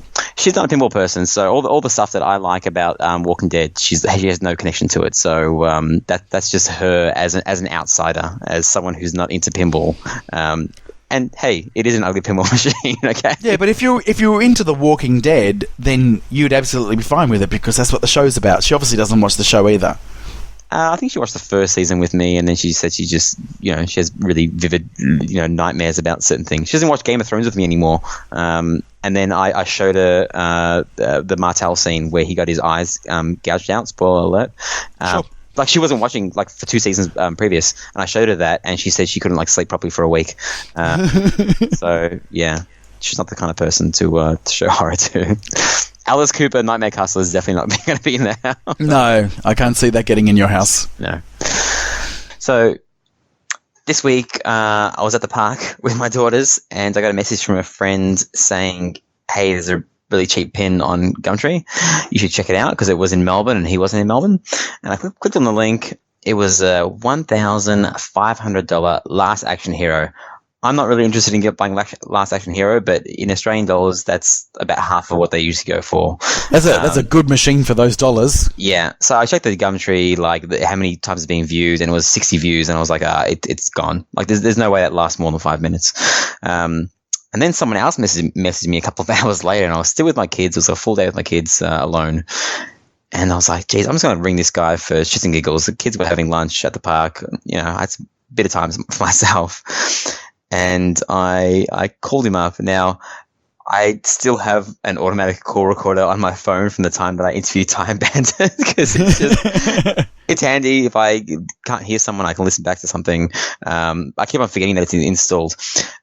So listen in to the conversation. So keep in mind that this guy is about 40 minutes from me. I know 2 people that live in the same suburb as him. They could pick it up in 5 minutes, but I really thought it would be gone by the time I called.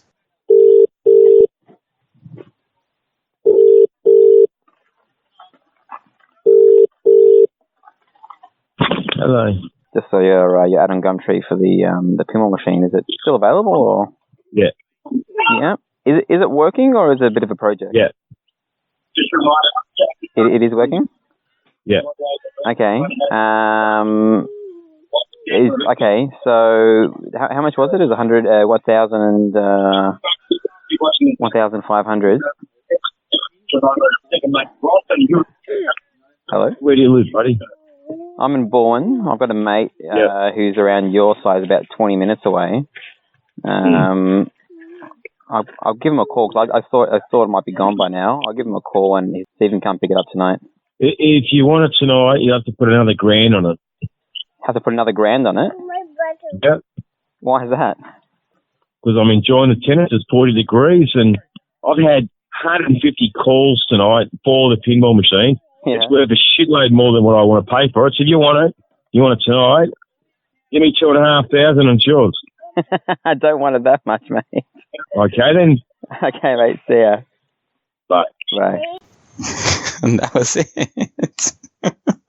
Wow. I was so confused, but he's just saying, yep to everything. Because obviously he'd fielded so many calls. By the time I rang, he'd probably received 50 calls or something about it. And he realized because of the calls that he'd severely undervalued his product, working or not. So he wanted me, if you want it tonight, chuck an extra $1,000 on it, mate. $1,000 on it. Oh, Wow. God. I couldn't stop laughing afterwards. It's just and he actually did. I checked the Gumtree listing later, and it was back up to $2,500. So that was something else that I did this week in pinball. Fair enough. Okay. Awesome. What'd you get up to, Marty? Well, I've been in America, as you know. So we did talk about my adventures at InDisc. But just on that, I just wanted to... There was so many people that I met, and I forgot to sort of shout out to them last week. But so everyone knows Melbourne Silver Ball. We got nominated for a trippy, just letting you know. So anyway, so there was actually a couple of people that are regular viewers of my channel. So Obi-John Kenobi and Vuvuf. So John Tracy and Raymond Ashby were there, and they both come up and said hello, and I spent a lot of time with both of them, in particular Raymond. He also, his channel, Vuvuf, also got nominated for a trippy, which is cool. But also Gene X Wong from like day one, had a good chat with him. Jermaine, hello Jermaine, he was awesome, and obviously Dave and Danielle Peck were there as well, and so that was so cool having, let's face it, they're practically Aussies, we're so both from the other side of the world, so you might as well, so that was cool. But I did sort of mention last week that in the finals of B Division, there was a guy called Ryan, and this is what InDisc was like, and I've just got to say, I know it's probably a big call, but I reckon it's probably been my favourite tournament, and I've been there twice, and really I've only got to compare it to Papa, but for it having great location, great people, it's as good as Papa. It is just such a great event, but in between the semi-finals and finals, I was talking to one of the guys who was aware of the podcast, and this was Ryan. And he said, let's just go and get a bite to eat. So we just sort of went into downtown Banning and I was talking to him about pinball, and he had some pinball machines. He's got them on site, and blah, blah, blah. And he was wearing a Comet Pinball T-shirt. And I thought, it's probably just they're giving out T-shirts, or you can buy T-shirts. And then it turned out that he actually is Comet Pinball, which I didn't know. I mean, he wasn't always Comet Pinball. He bought it off the guy who they retired. Yes. So a couple of years ago, he and his wife took over the business. And it was interesting because we then had this big conversation about, buying LEDs in Australia. And, we've sort of said this the last couple of episodes, I think, about shipping costs. Anything from the US to Australia is just not easy at all. The shipping costs are through the roof. And because he was asking about his product, and I said, well, I don't actually really know your product. So I quickly sent you a text and said, hey, what do you know about Comet Pinball? And you said their product is amazing, right? Yes. So he's then, I sort of said to him, well, the shipping is still pretty bad.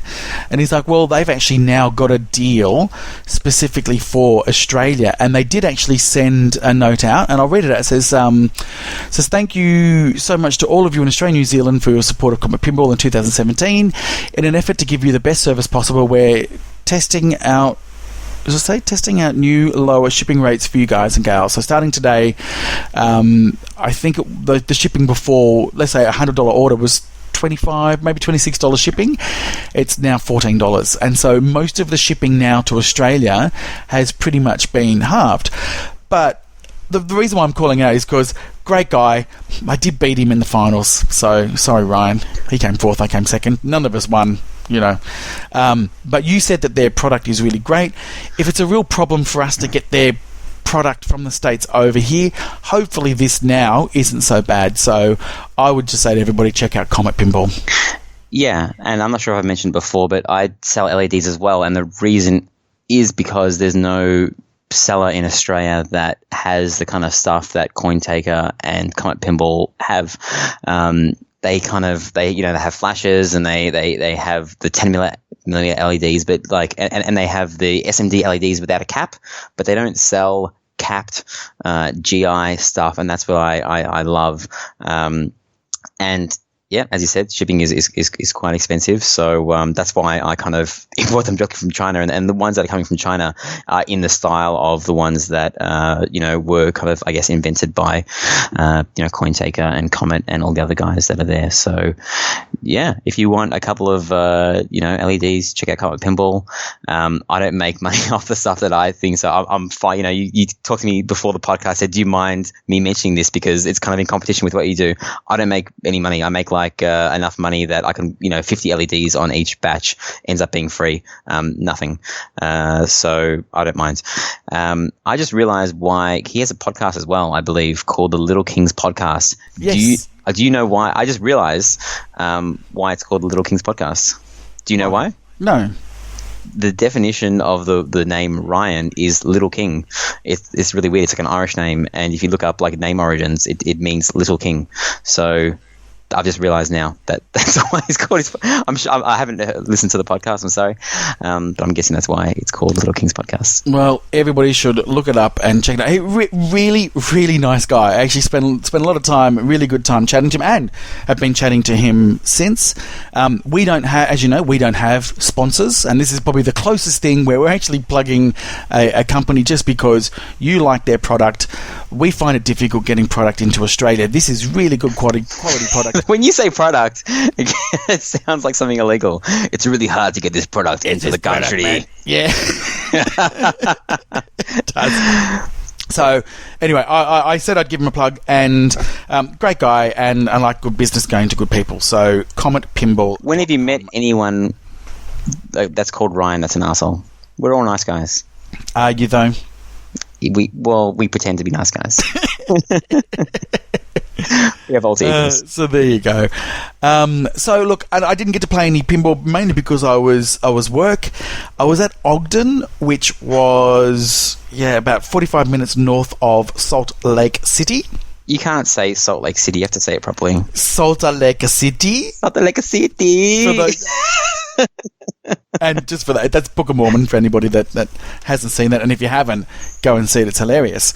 But they actually do have some pinball venues, and I was almost about to get to a place actually called Flynn's Retrocade. Like from Tron. Like from Tron. Does it have a sign? If it doesn't have the sign, then I don't care. I don't know. But they had, Williams Indiana Jones, Star Trek Williams, Twilight Zone, Tron, and Sega Star Wars. So I probably would have had some fun, but I just couldn't get to it. But I ended up going skiing, which was pretty amazing, which I've never done before. So never been to the snow? I've been to the snow, and I've done tobogganing, but I've never actually put on a set of skis and gone skiing. And are your legs burning still? No, kind of. Okay. I don't want to go into the detail, but I did have an injury. I did get an injury You chafed your balls, didn't you? No. No? What is it? No, it's my legs. My legs, the front of my legs, I've all got blisters from the bloody rental boots that I had to get. But turns out I'm a real natural when it comes to skiing. I didn't fall over once. So I'm kind of glad that I did go skiing instead of playing pinball, because I can play pinball anytime. Exactly, yeah. And that's something that I'm being mindful with my planning of Texas Pinball Festival, because Ryan is going to the Texas Pinball Festival.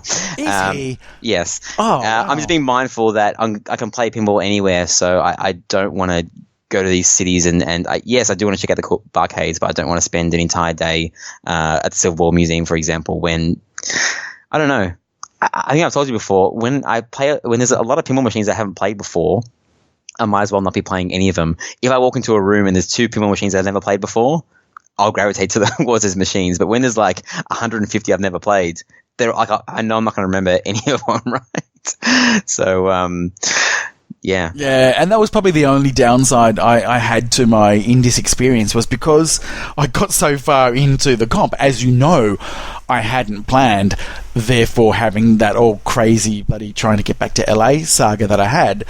But the only downside is that I didn't get to the other room that had the 500 other machines. I didn't even get to play one single game in that other room. At least you got to play Guardians and hate on that. I was a little bit unkind, I must admit, but hopefully the code will bring that round.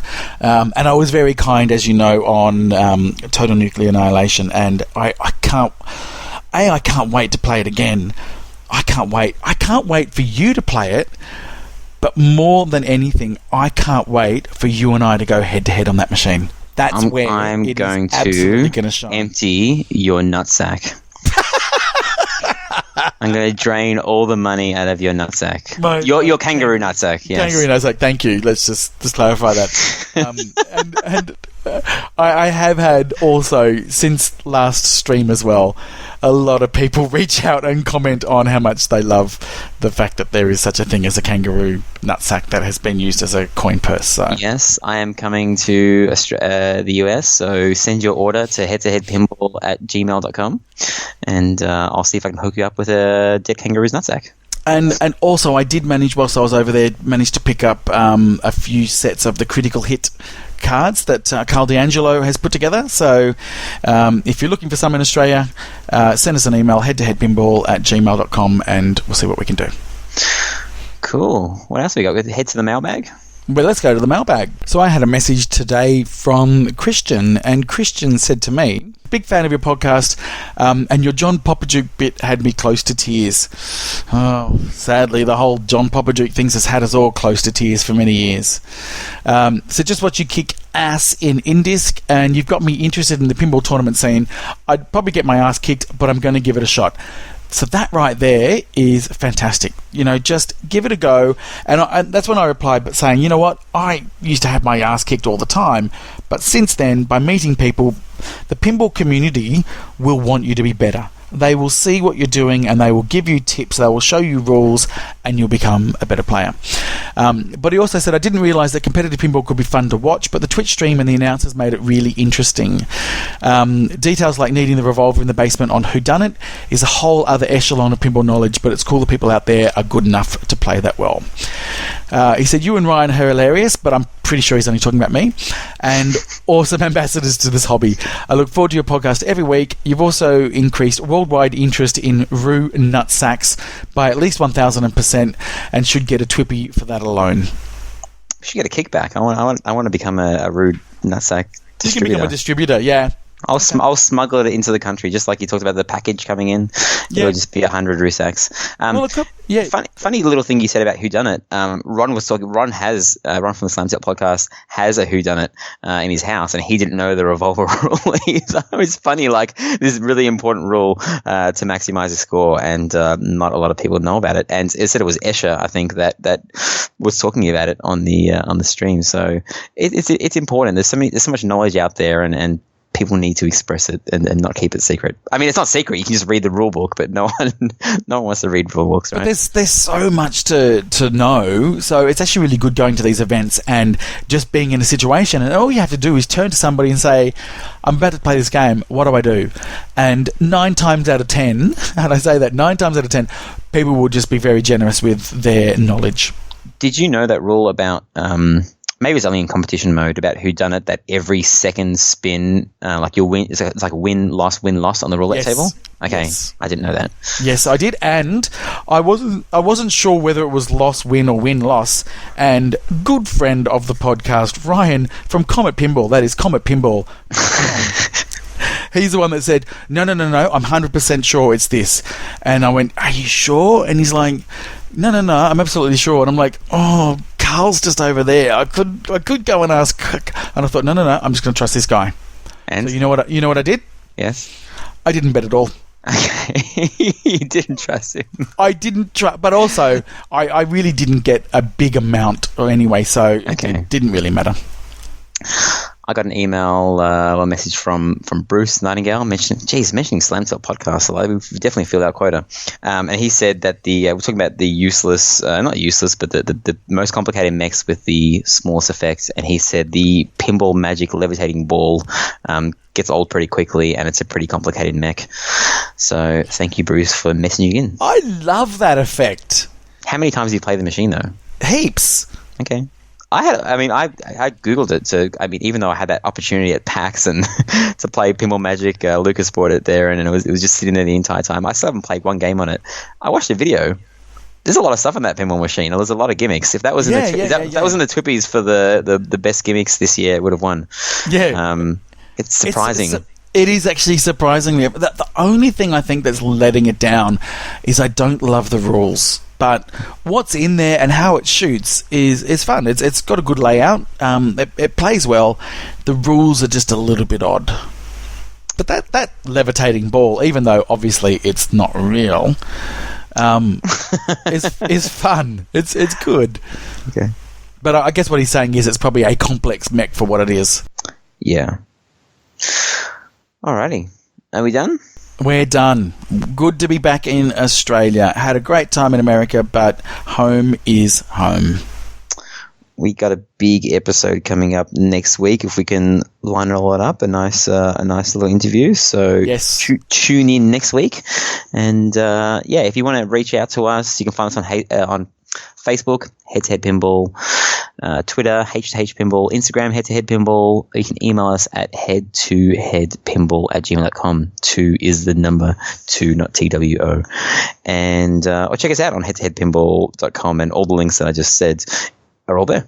So thank you everybody for listening, and hopefully we'll have that great interview next week. If not, it'll just be Ryan and I just talking crap again and probably mentioning Rusaks. That's good enough to get in the top 3 of the Twippies, baby. Absolutely. Whoop, whoop. 2 hours of crap every week. Whoop, That's whoop. Right. To get you through your business day and your drive to work. Whoop, whoop.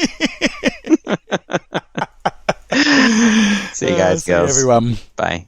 Bye.